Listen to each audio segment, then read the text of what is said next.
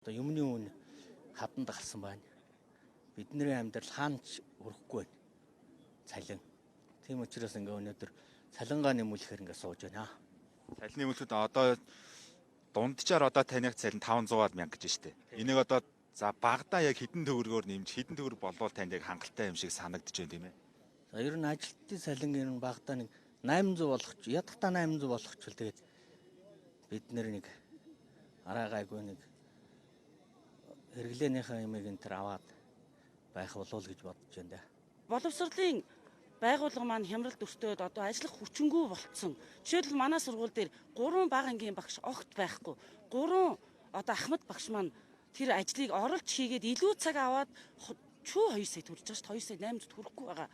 Манай сургуулийн менежер өөрөө математикийн хичээлээ зааж байгаа. Илүү цаг авж байгаа. Энэ илүү цаг 2 хүний ажил хийж илүү цаг авж байгаа багш нарын цалин хараад байгаа мó. Гарт олгож байгаа цалин, бодогдсон цалин хоёр өөр. Би бол өөрөө 19 дэх жилдээ ажиллаж иж миний бодогдсон цалин сая 400 мянга, гартууд нэг сая гаруй төгрөг авч байгаа байхгүй юу? Одоо энэ түүгийн 1-3 энэ ажилчид бол үнэхээр хэцүү. Орон нутг руу шилжүүлээд тэмцэл хөдөлгөөн болгож тэр цар тахал ковидын үед кичнээн тэмцэл хөдөлгөөн өрнүүлж эднэрийгээ буцаагаад боловсролын байгууллагад аваад ирэнгүүт 8% нэмж байгаа шүү дээ. 15 мянган төгрөг.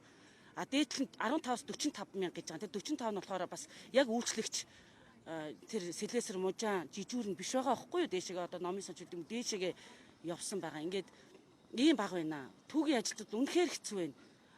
500 мянган төгрөгийн цалинтай гар дээр 400-д ирж байна. 2 хувааж авж байна. Тийм ээ. Өксмөг сүүлийн мөнгө нь 130 мянган төгрөг авч байна шүү дээ. Уйлж байна. 3 манайх 5 үйлчлэгч байхгүй.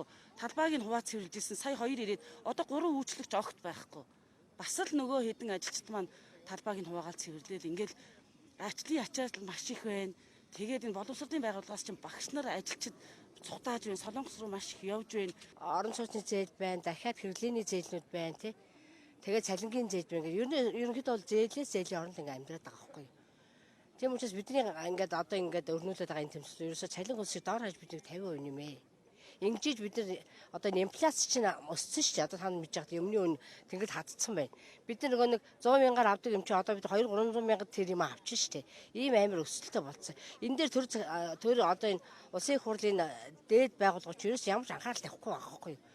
Хэрэв инфляци барьдаг байсан бол бидний цалин тодорхой хэмжээгээр өсөхөд бид нар тэрийг амжиргааны төвшөнтэй болоо ингээд хэрэглээндээ бол хэрэглээд авах боломжтой. Гэтэл бол тэрэнд хүрэхгүй байгаа учраас багш нар туйлд чинь бүр гарахаас ингээд жагсаал цуглаа хийж ингээд гарч иж үзэл бодлоо илэрхийлэхгүй л бидний төлөө ажилдаг юуг болчлоо.